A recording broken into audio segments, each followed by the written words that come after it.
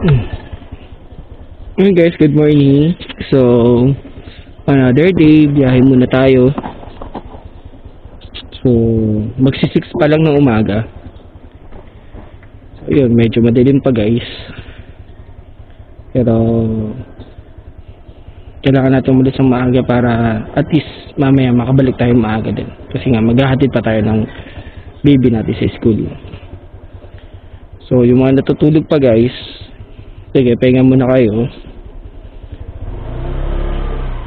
Ako magbabiyahe na.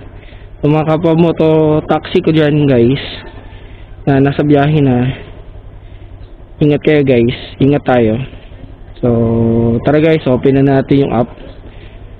Tingnan natin kung sino saan tayo unang makakuha ng booking, so saan papunta.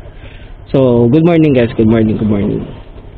Alam mo guys, ang masaya lang sa pagiging mototaxi ay isa pala sa masaya, hindi masaya lang. Masaya naman talaga siya gawin. Is hindi ka nagmamadali. Kasi parang talagang hawak mo yung oras mo yun. Pero yun nga lang guys, suggest ko lang din, kung magmo-mototaxi kayo, lalo na ngayon, na talagang ang dami ng kalaban na ibang apps, sa sobrang dami ng rider, is maging masipag din kayo kumuha ng booking.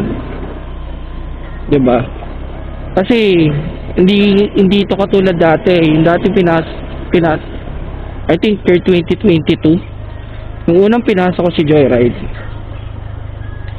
ikaw na mag-offline ng app mo. Kasi walang tigil yung pasok ng mga booking, ng mga ano.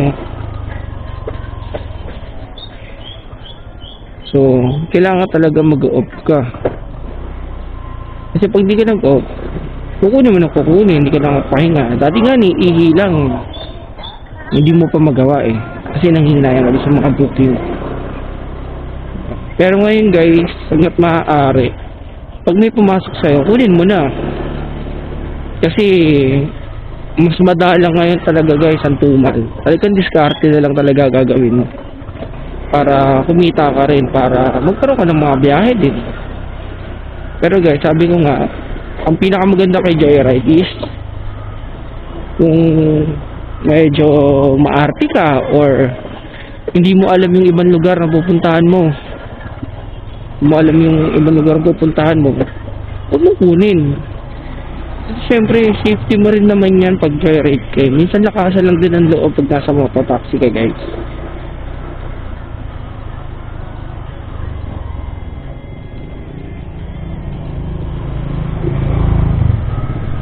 Kasi guys, pag hindi malakas ang loob mo rito, walang makakang biyahe. Kasi kung pipiliin mo lang yung alam mong lugar, hindi naman all the time yung papasok sa yung booking alam mo, diba?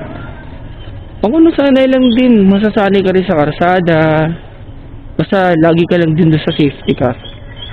Pag medyo nakakutub ka na, medyo alanganin guys, for example may booking ka, uy, alanganin to, huwag mo nang kunin, huwag ka manghinayang dun sa fare na ibabayad sa'yo.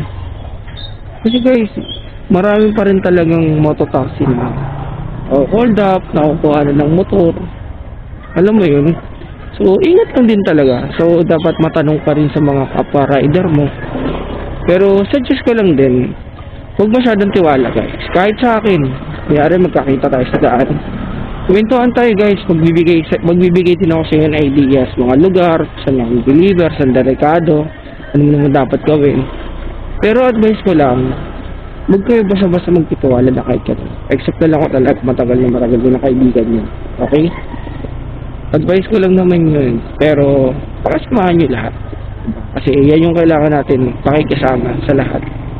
Kahit anong klaseng ugali pa yung meron kausap mo, wala mong pakasamahan.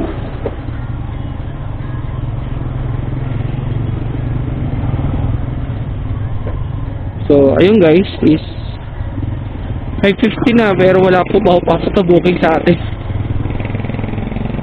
Tayo lang natin.